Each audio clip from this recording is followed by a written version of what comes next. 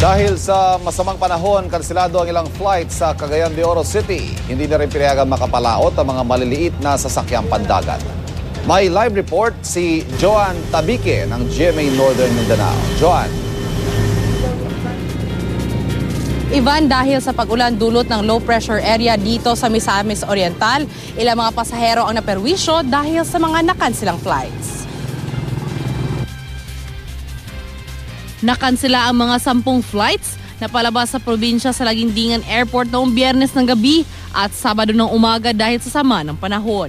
Nakansela din ang 2 flights mula Manila to Cagayan de Oro at Cagayan de Oro to Cebu kahapon lamang. Samantala, nagbabala naman ang Philippine Coast Guard sa mga mangingisda na kung maaari, huwag muna silang magpapalaot. Katong mga kababayan nato nga mga gagmay ilang sakyanan katong kapangisda dapat dili sa sila magtusalod kay delikado lagi. Sa ngayon, wala pa namang kinansilang biyahe sa mga pampasahirong barko at cargo vessel. At patuloy pa rin ang pagmomonitor ng PDRRMC ng Misamis Oriental kung sakaling mayroong emergency na mangyayari dulot ng masamang panahon.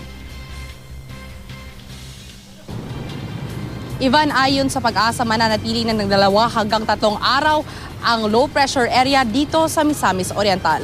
At yan muna ang latest mula dito sa Cagayan de Oro City. Balik sa inyo dyan. Joan, sa ngayon, kumusta ang lagay ng panahon dyan? Sa ngayon, Ivan, makikita natin na medyo makulimlim ang kalangitan dito sa Cagayan de Oro City. Maraming salamat. Joan Tabique ng GMA Northern Mindanao.